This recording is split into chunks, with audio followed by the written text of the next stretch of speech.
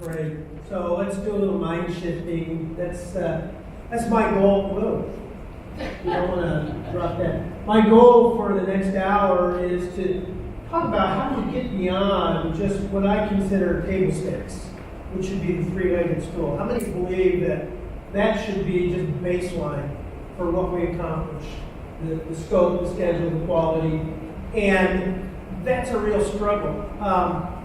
And a lot of my world is going upstream to figure out what are the drivers that consistently drive bad behavior. How many have ever been on a project where you aged 3 or 4 years more than the project itself? Right. And I want you to think too, how many have ever been on a project that went sideways on you?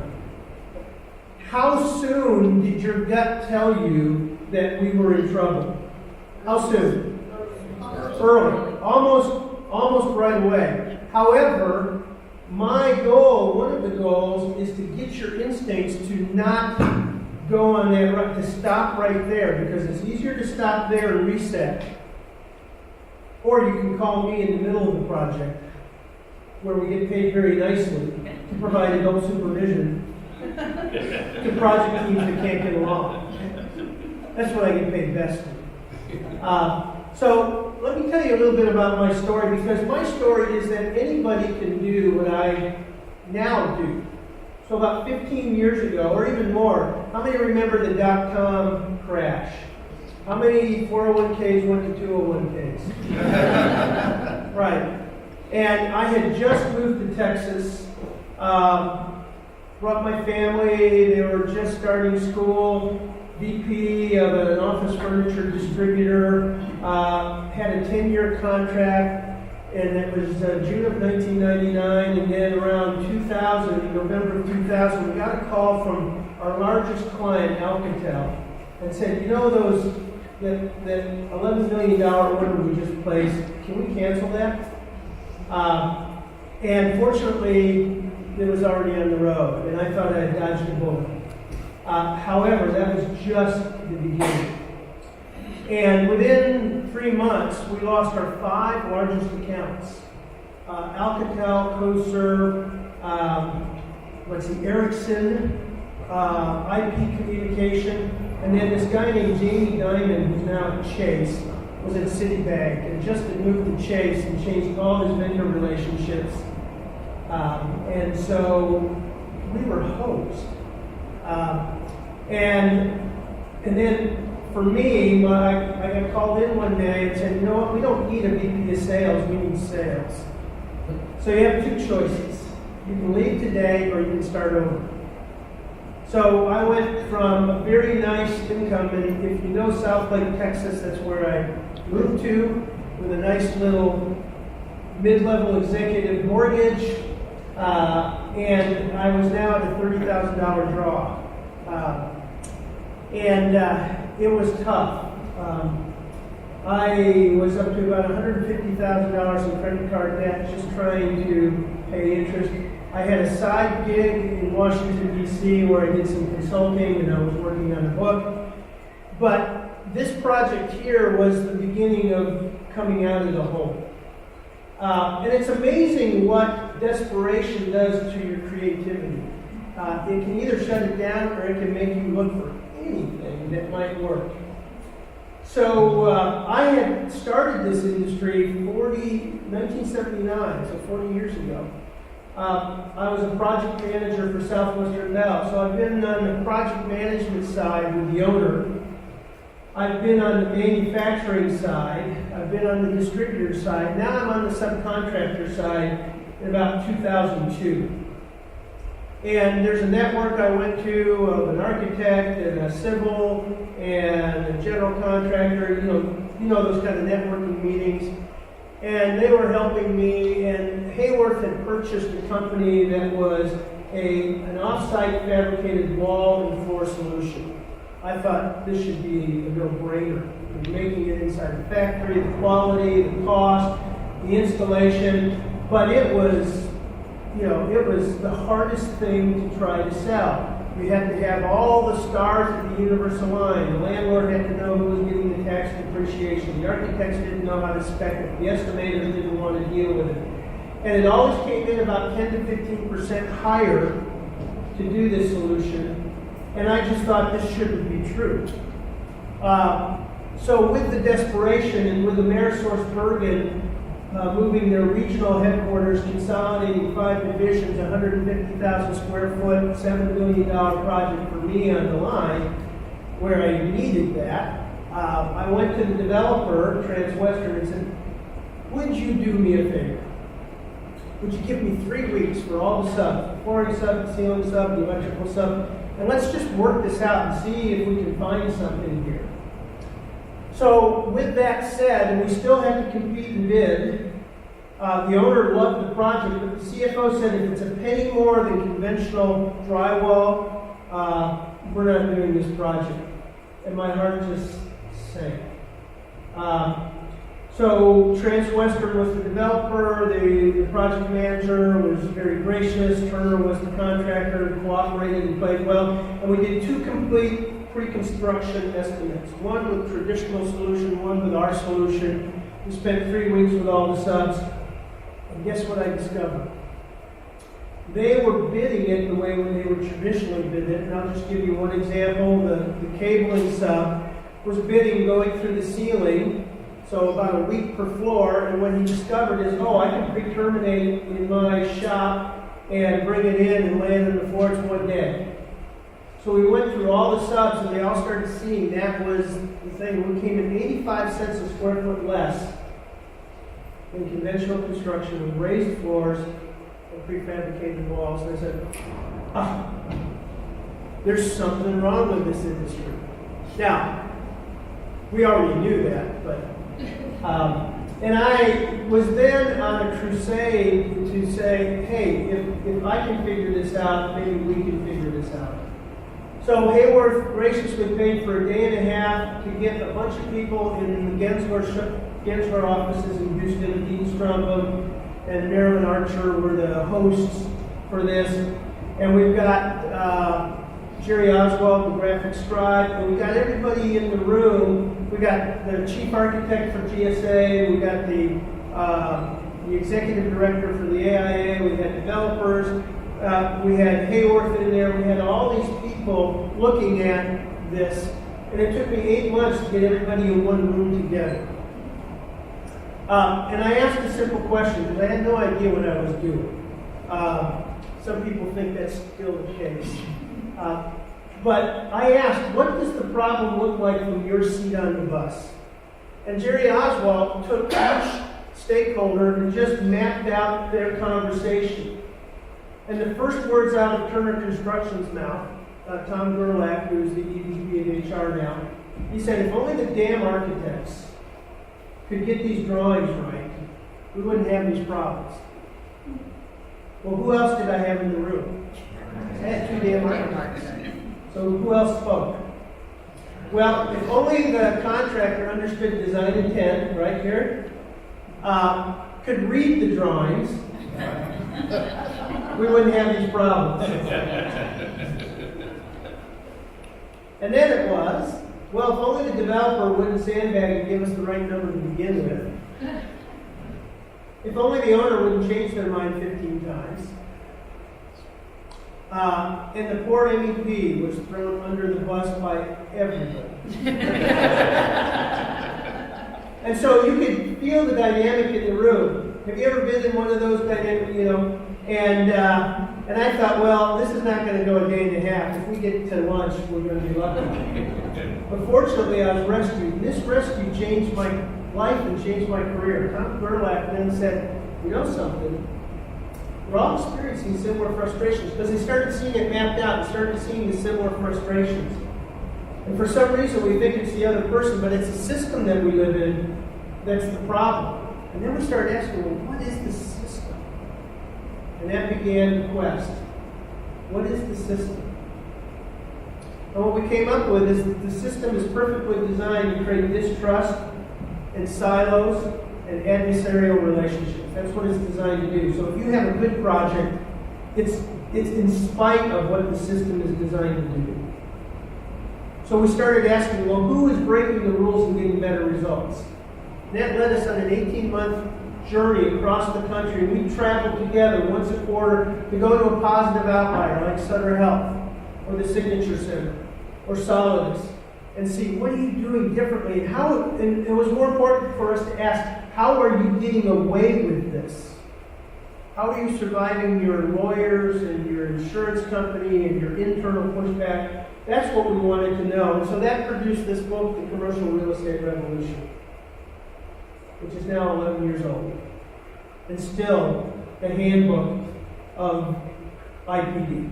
This was the book that kind of made IPD understandable to common, normal human beings. Instead of inside, you didn't have to be a Trekkie to understand IPD anymore. So here's the structural problem. The structural problem is all the knowledge and risk doesn't get involved until late in the game. That's the structural problem. Right? 80% of your knowledge and risk. How many have ever been in a contractor's meeting and then walked out and listened to a subset? If only I had been brought in here, we wouldn't be having these problems. Okay? So, why does it no longer work? Well, in 1964 is the first time, you see all those lines going down. Those are different sections of the construction industry. And the blue line is the rest of the American commerce. They've increased their productivity while the construction industry is the only non-agricultural industry that has consistently lost productivity since 1964. And I wanted to understand why. Why then? And it's interesting, you'll find that healthcare, education, around 1964-65, you see this huge gap between cost and value.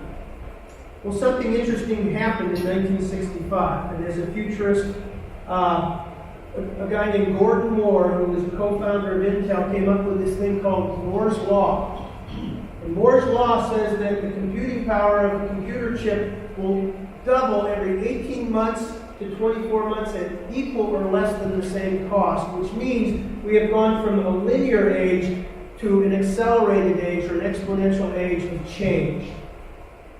So the new dimension that happened that the current system is not designed to deal with is complexity and speed. It's not designed to do that. And so we keep trying to do things and change delivery models and do all this gyration when the real problem is complexity and speed. So these are just some of the numbers that our industry generates in waste and non-value-added activity. 70% of construction projects are late and over budget.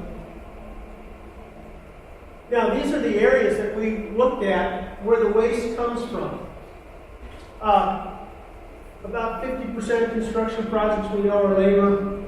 We know the efficiency levels there, but I want to point out this third one, QTO, quantity takeoffs. That's the bidding process. Read construction data. It says about 10% of the cost of a construction project is everybody doing takeoffs, because that cost gets built in somewhere. So imagine everybody taking off the same project. A lot of times owners use that to just troubleshoot their drawings or their bids or their specs. It's market research they're doing. There's no value add to it. So I'll tell you a story of a contractor that I said, let's game this system a little bit. Let's not play that game. Let's do a different game and see what we can come up with. So the process that started with the commercial real estate revolution I've used, and all of these books, by the way, are underwritten by architects, contractors, owners, and specialty people, because we're trying to answer questions in each of these domains, whether it's capital project delivery, workplace engagement, education, or workplace health and well-being, that we can provide answers to, that our clients are having trouble with, that we want to get permission and have the credibility to speak into those areas. So that's the kind of research I do. It's with my tribe to solve bigger problems. Because one of the things I found with that very first project is that for me to solve my problem with my $150,000 of credit card debt, I had to solve a bigger problem. It wasn't closing the deal. I had to make the project a better project. And we cut, it was a 20-week schedule. We cut 4 weeks out of the schedule. I had to solve a bigger problem. And that's our philosophy. Let's bind together, and collectively we can solve a bigger problem. And what that does for you is gives you permission as a thought leader to come in and help them with health and well-being, help them with engagement and culture, help them with a better process or project. So here's what we learned. With one of my contractors, a global contractor, they did 2 years of research on all their projects, and it was very scientific. They categorized them in 2 categories. Good ones and those that suck. That's the scientific evaluation. And what they found is that the ones that suck, they all started poorly. They all started wrong. Something was off. Could have been one supplier, could have been the owner, could have been anything, but it was at the very beginning. And if we don't get that beginning right, then the rest of it is just catch up. And we find the same thing in education. If kids aren't at a 3rd grade reading level in 3rd grade, they never catch up. If they're not at a 5th grade level, they never catch up. And yet we spend all this money on remedial help, but we don't do it in pre-education to get them ready before they even get into school. Health, I could go into all, it's the same problem. So I'm going to go through 3 stories of a typical project, a tragic project, and 2 transformed projects. So this is who's in your boat on a project team on an average typical project. If you've got 10 in the boat, you've got 3 rowing happy, they do a great job, they're low maintenance. You've got 5 in the middle of the boat equally happy. Why are they equally happy? They're not doing anything. But they'll do a good job if you tell them what to do, tell them how to do it, and follow up and make sure they do it, right? And then you've got 2 in the back of the boat drilling a hole. We call those the toxic twins. We've got another acronym for them, cave dwellers. And cave stands for consistently against virtually everything. That's the average, typical, who shows up on board. Now, I don't have time today to go through that, but I work a lot with companies and project teams to show how do you change that ratio, and then how do you get rid of the toxic twins. Now, this is called the learning curve. There's lots of different versions of it. I've got a 6-stage learning curve, but this one most people are familiar with, the forming, storming, norming, performing. Most project teams don't have the patience to do that. They try to go straight to perform, and what they find is they're stuck in this loop. Form, storm. Let's call Rex and do a team building thing. And the one day I come in is not going to fix your team. And I refuse those gigs. I just say, thank you, but no thank you. You've got some real surgery to do at this point. Here's a real life case. So one of the contractors I work with knows the value of what we do and what we do together and the front end part of it. They're the ones that did the research on projects that begin bad and begin poorly and badly, and they developed a healthy project start process that they take their clients through. So they're in a JV, a $1.5 billion JV, and they say, okay, we want to do 3 days and then embed you quarterly and all of this. And I said, that's great. That's really progressive. Well, that was just the romance phase. Then I got a call about 2 weeks before we were supposed to kick off, and someone said, can we make this a day and a half? And I said, well, here's the trade-off. You could, but here's the trade-off. Then I got a call about 2 days later, can we make this a half a day? And then, I swear to God, it was turned into a 90-minute conference call with 30 people on the call to walk through the team dynamic of the assessments we did. that project is not doing very well. They're still, we're a year in, and they still can't get their act together. So that's typical. So here's the problem you're going to have and project teams have, is that team building, relationships, that's a right brain activity, okay? That's relational. All the other stuff we do, we like to do, the estimating schedule, that's all left brain. When you combine the two, it's like going on a date like with this guy. You know, have you ever been on a date with your spouse? I made this mistake early in my marriage. I had a call that I needed to take, and then all of a sudden the rest of the evening wasn't as fun. And that's the problem we have when we combine business. I can't tell you how many times that I'm told, we want to do team building, but it needs to be built around our agenda and things like that. And I said, you know, I just sent them this picture here. I said, is this what you want? Because this is what you're going to get. Now I'm going to tell you about a tragic project. So we talked about typical, now here's a tragic one. We have an assessment tool that rates the health of a team. How healthy does this team look? So this is a $300 million project that's $100 million over budget.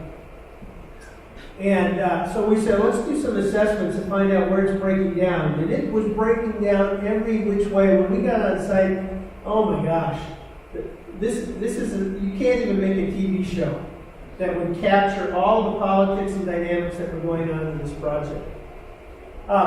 Here's another piece of it. Now notice the number one item, there were 11 leaders on this team. 10 of them said we need to let go of grudges. But look at the bottom right hand. What did nobody want to do? So part of being a consultant and a high-paid consultant is we have a capacity for the obvious. That's what makes us so good. So what was the obvious? They don't want to spend time with each other.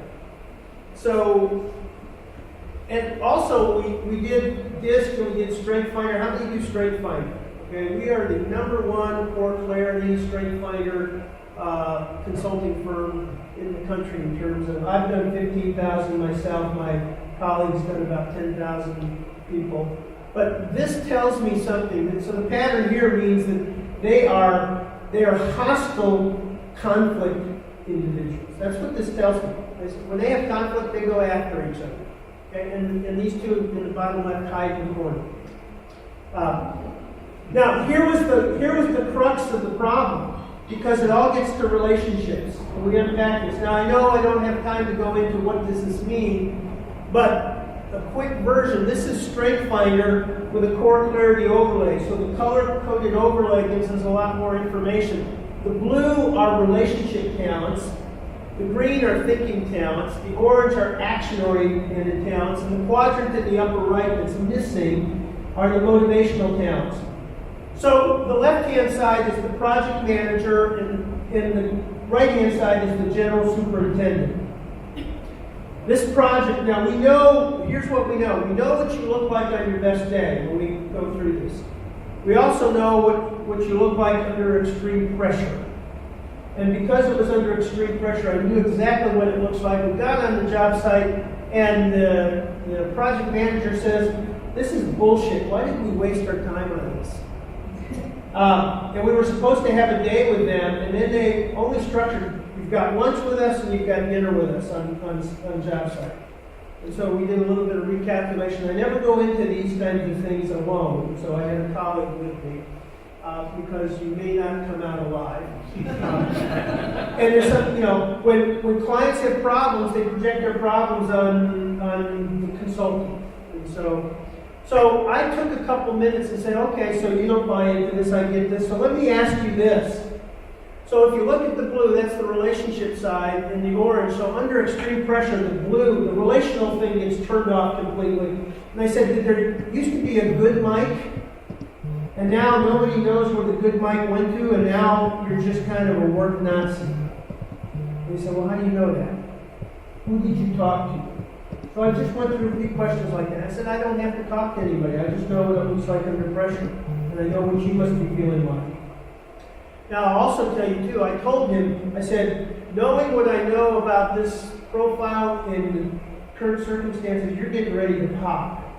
If you don't get some help, 2 weeks later, he walked out of a client meeting with a panic attack and didn't show up again. That's how much pressure it was. Now, the disconnect was this guy, the general superintendent, with 3 thinking talents.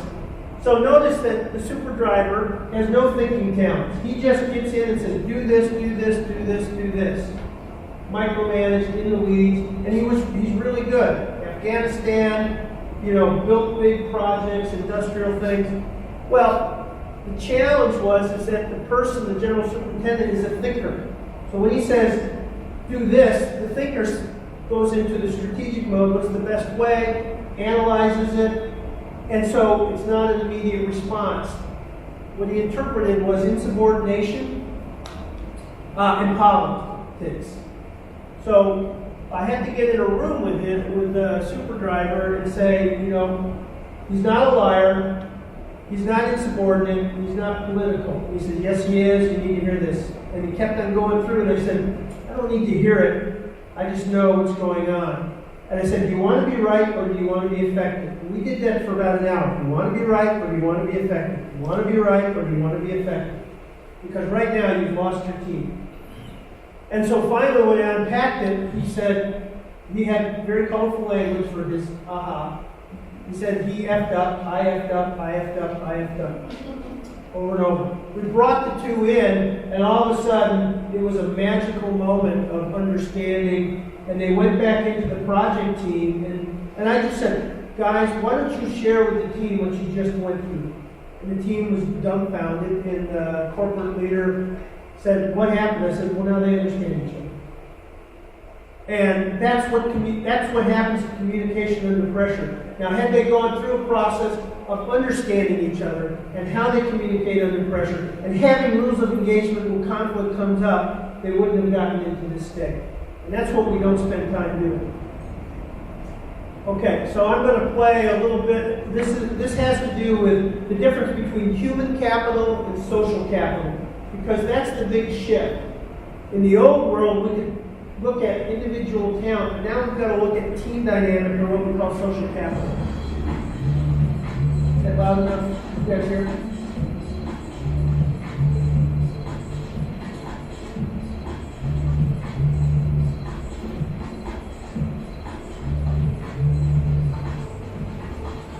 The Harvard sociologist, Professor Nicholas was nominated by Time magazine as one of the 100 most influential people in the world.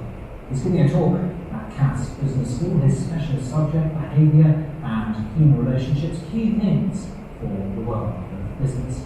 He's with me now. Professor Christakis, these are quite fuzzy concepts. How does the world of business measure them? So most companies, when they think about their workers, think about the human capital of the workers. So this has become a rather conventional way of thinking about the talents, abilities, interests, and even desires of their workers. But what we're interested in is not so much the intrinsic ability of the workers themselves, but rather how arranging workers in different ways, either deliberately or accidentally, workers come together to form groups, socially or practically or deliberately in the firm, how those arrangements affect the productivity, health, cooperation, innovativeness of the workers. And what we've shown through a variety of mathematical tools, statistical tools, and different sorts of experiments is that it's possible to arrange human beings, or to find different sorts of arrangements which occur naturally in human beings. And it's those arrangements, those social network structures, and here I mean face-to-face networks, not online networks, that give the group important properties. It's the difference between human capital and social capital, and that's the thing that we're studying. Where does social capital come from, how to cultivate it, how to make it? Yes, when we were speaking earlier, you gave quite a nice mental picture example of how this can work involving the atoms of carbon representing human connections. So yeah, that's right. So one of the analogies that I like to use to cultivate intuitions about this is to ask people to remember what they learned about carbon atoms, often in high school.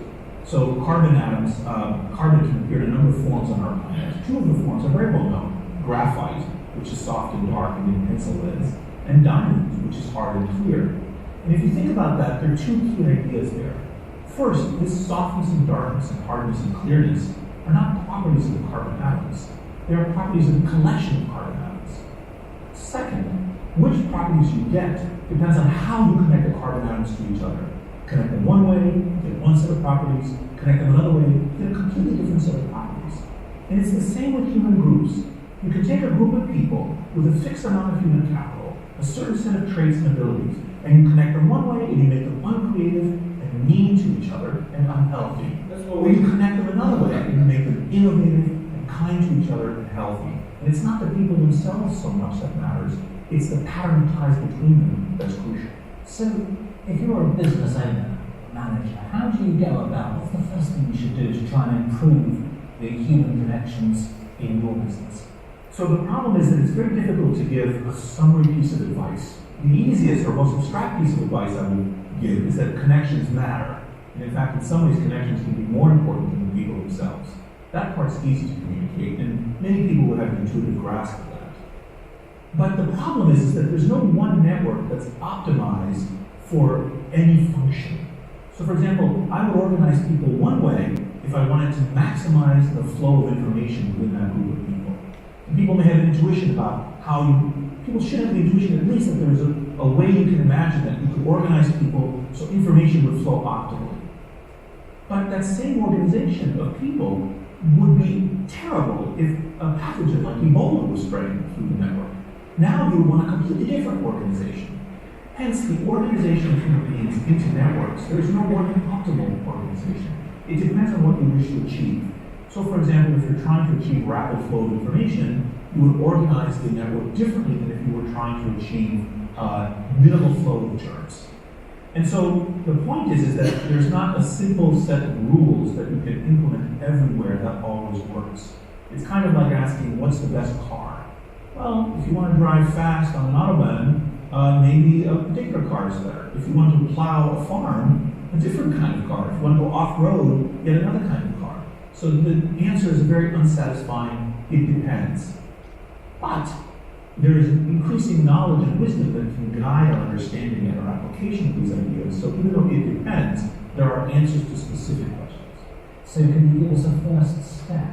Is understanding the ties between your workers, understanding how people are connected to each other, understanding the informal social organization of the group, not just the formal organization of the group, but understanding it in a way that deploys scientific advances in network science, in the deep mathematical, psychological, biological, and sociological understanding of human social interactions.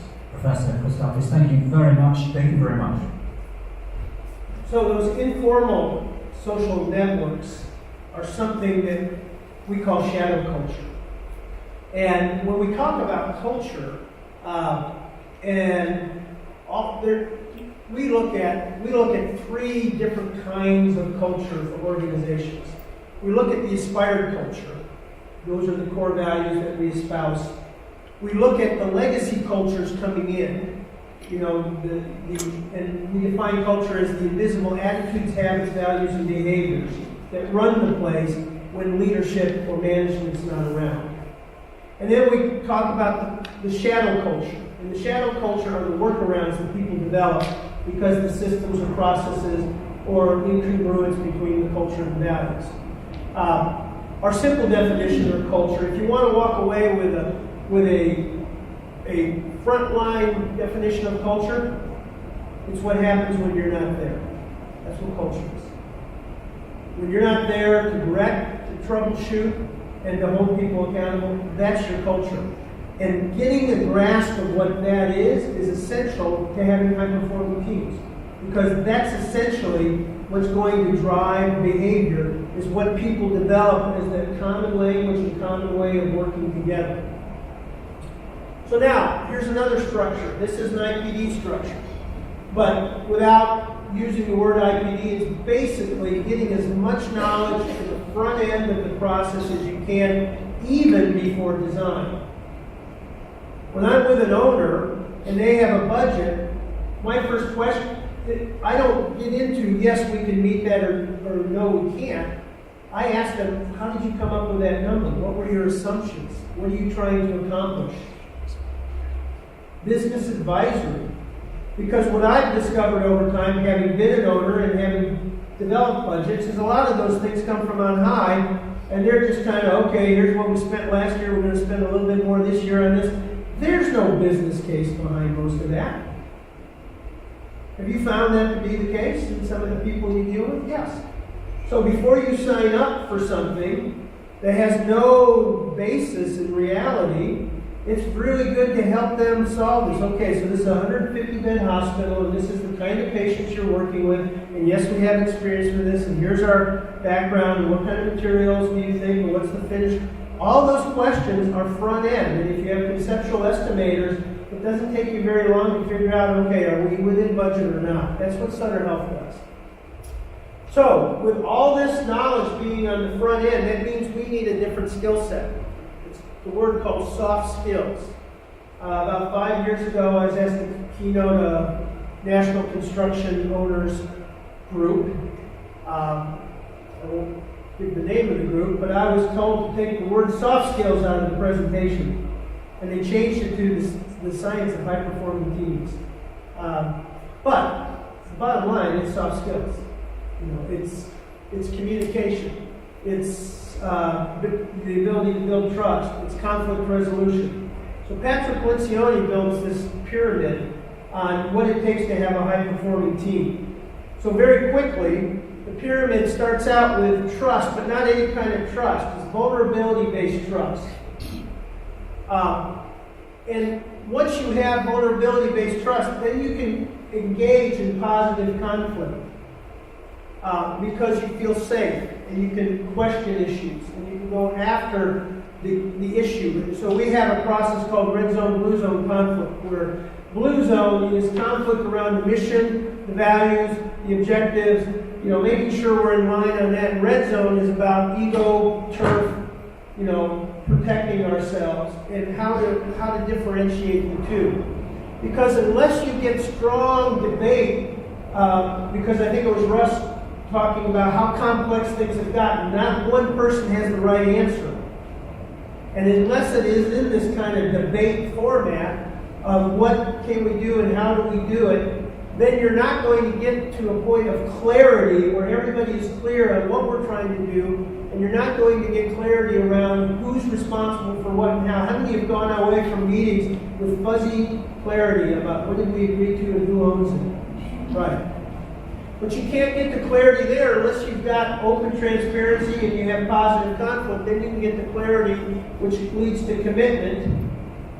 And then you take accountability from being vertical accountability to peer-based accountability. And I've seen that happen in project teams and IPD teams with, how many know Kurt Young? So he traveled for us out to Sutter Health, and he came back with an amazing story. And it was a story where the MVP, sorry to keep bringing up the MVP, but this particular job, the MVP let the team know ahead of time, hey, I'm having trouble getting this within budget. I'm having trouble with the schedule. I'm going to come in, and it's a 40-person big room meeting where everybody's in there. And this person was grilled for about 20 minutes by somebody, and Kurt asked the owner, who is it? Is that the project manager? And he said, no, it's the concrete stuff. Well, with the concrete, because it's shared risk, shared reward, he had a stake in it, but he also spent the night looking at it, and his talent set, the Strength Finder talent set, said he's strategic and analytical, so that is his gifting. So part of what we do is we look at people's talent sets, and we give them permission to go across functional boundaries to operate in what they naturally do best. Somebody may have good instincts on who needs to be paired up. Some people may be good at looking at the risk side of it. So we try to leverage what people's talents are, and then you get results. So this whole thing about trust, and there's a chapter in the book, The Commercial Real Estate Revolution, about trust. But trust, really, you either get a dividend with high trust or a tax with low trust.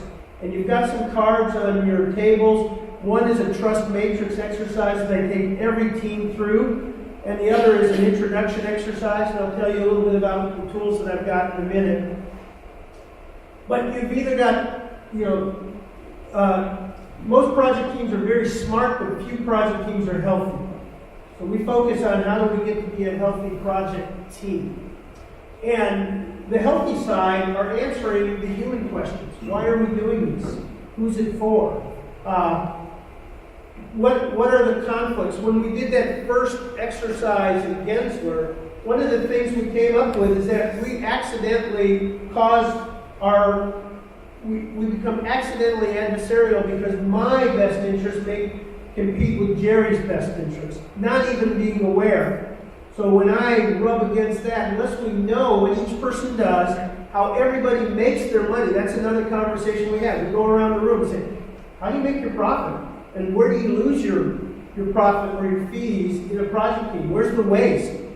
And I promise you, it's going to be one of the most eye-opening conversations with people who say, I never knew that. I never knew when I go back to the owner and come back with a change that you've got to go through the whole process over again. So let's talk about how we can minimize that. That's the conversation of going from accidental adversaries to intentional allies. That's the smart part. Now, interestingly enough, Google spent 2 years of research with 180 teams asking, what is the number one criteria for a high-performing team? And when I ask most of my audiences in the workshop forum, they say, well, the team leader, the vision, the purpose, the talent, none of that showed up in the top 5. None of them. The number one criteria is psychological safety. Number 2 is dependability. The people that I'm working with, I know the role, the dependability is, I know when somebody says they're going to do something, I can count on them doing that. Role clarity, goal clarity, I know what everybody's here to do. I know what their role and their goals are. Then it gets into meaning. In other words, this is engagement. This is personally meaning for me. I get to use my talents in there. And then impact. So here's some of the tools, and then I'll wrap this up. One of the tools I do is to humanize everybody at the very beginning. And we turn everybody's introduction into a story. And I'm one of those people that when there's a room and we're going around introducing, tell us a little bit about yourself, my heart rate starts elevating. How many of you are one of those where the heart rate elevates? And in every room, there's somebody who just knocks it out of the park every time. They're just a natural born public speaker. When that person goes and introduces, all of a sudden they go, oh, I just forgot everything I was going to say and I'm rethinking. Well, one of the things we do to level the playing field is let everybody take a little bit of time, heads down, and everybody does the same thing. And we learn this from an organization that works with high at-risk kids that experience shame and abuse and can't even, don't even want to say who they are. And we said, wow, what a safe way. This is called low risk, high value. And it gets beyond, and I've got several different kinds of these templates and questions to get people to tell their story. Who are you? And we get the tables engaged. So that, number 1, humanizes everybody. Number 2, we assume a lot when we say the word trust. And I promise you this, if I had all of you fill this matrix out and store it on your last project, whatever your experience was on the last project in terms of whether it went well or not, is kind of your index coming into this new project. So if you got burnt the last project, your trust level is low. If you had a great experience, your trust level is high. So this helps us understand and synchronize so we can tell stories about, okay, so this project got burnt, here's how you scored it, how can we avoid that next time?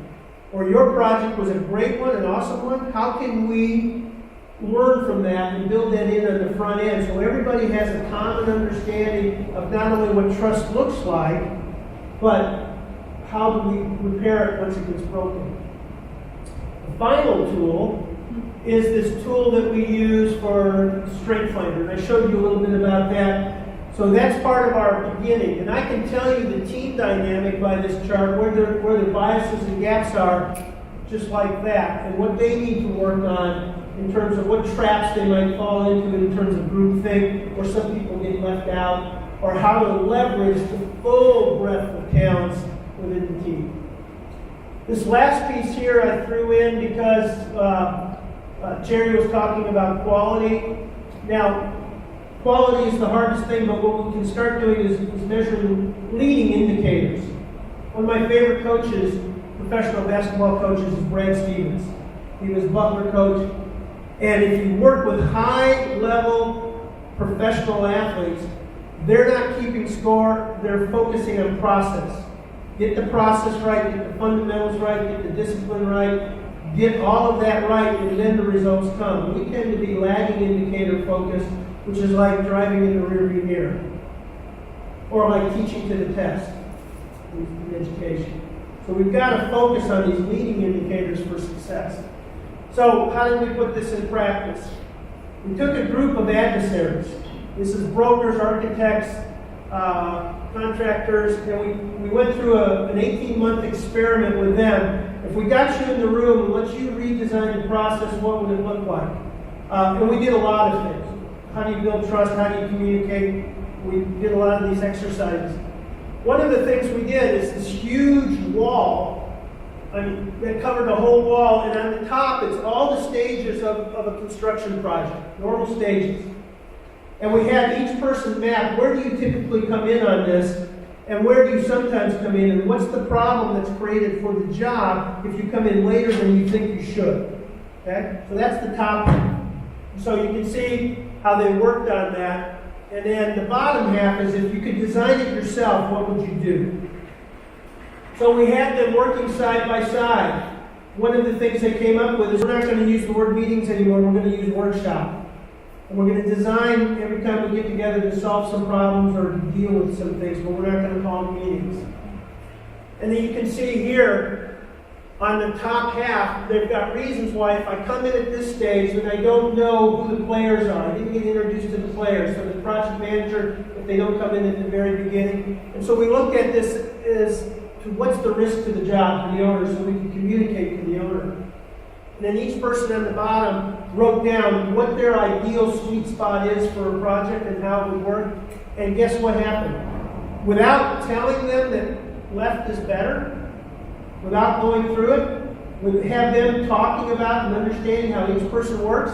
They designed it so left is better.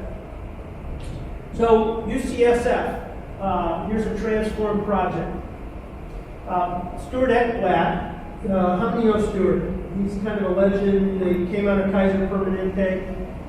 One of the things he focused on is helping all of the players really understand what this hospital is doing for patients. It's a children's hospital. It deals with terminal and severe handicapped, terminal, at-risk kids. So part of it was having the doctors and the patients and the contractors all come together and spend time and understand and see each other, humanize everybody. One of my favorite stories that he tells is a drywall sub.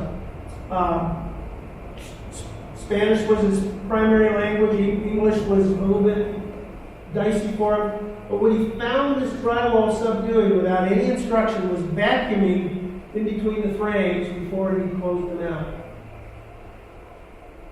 Why? Why was he doing that? What does dust do to a cancer patient?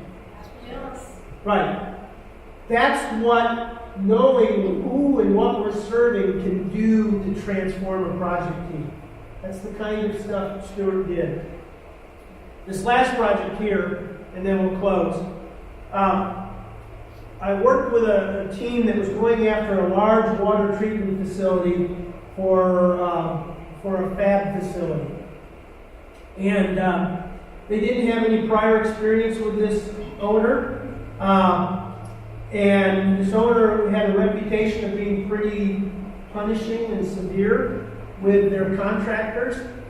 And they had flown all of their people in from around the world, from India and from Ireland and Israel, to compete for this. And I was brought in. The owner said, we want to move towards IPD, and so meet with Rex.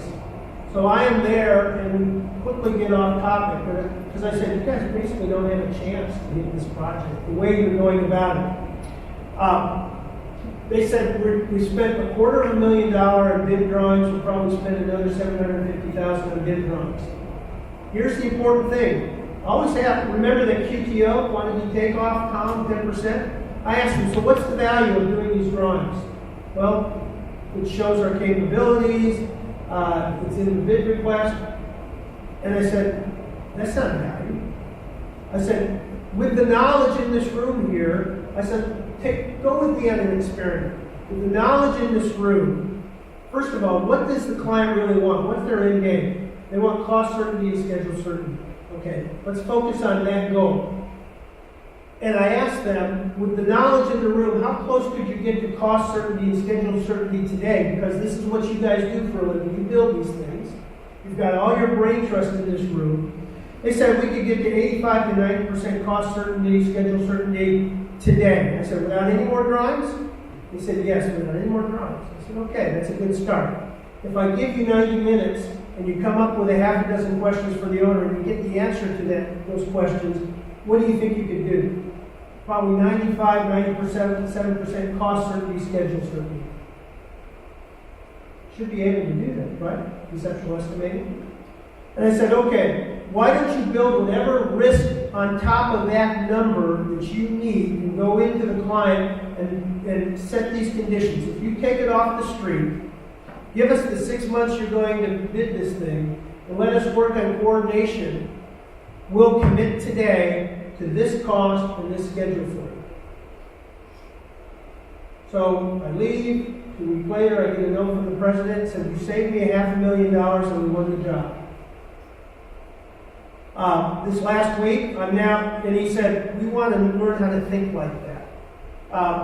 This last week, he gave me a notice. He said, we just got another $100 million in Israel with this client. They're now up to a little over $1.5 billion in 5 years with this client because they had a mind shift.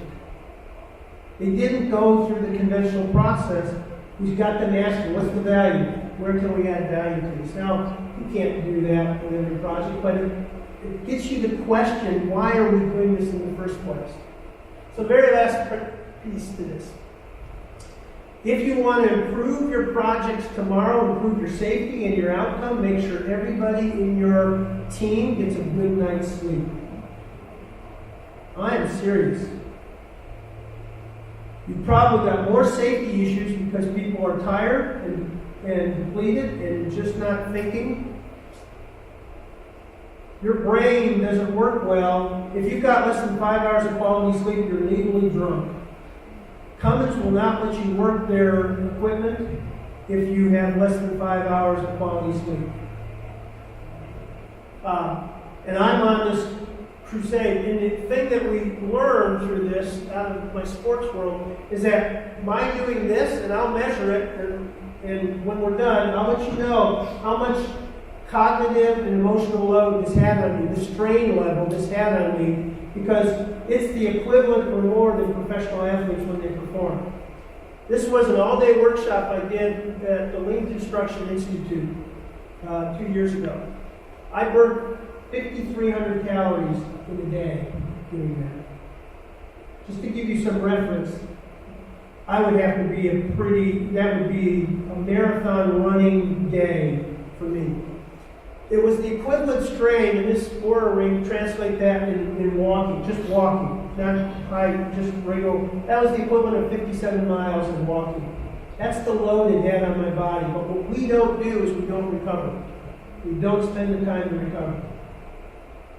All right, so let's wrap this thing up.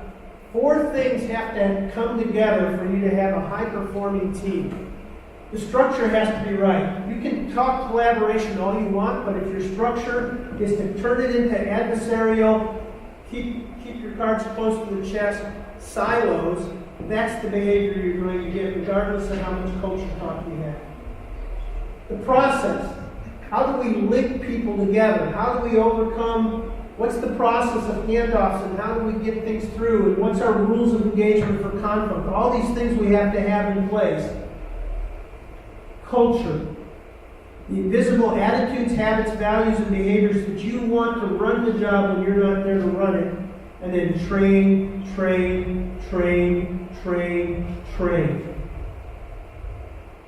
embed it, build it in, create internal coaches, keep them there, make every situation you go through a learning situation, train. So I hope this has been helpful, a little bit of mind shifting. I love coming to this group, it feels comfortable, it feels like home. And we'll open it up for some questions.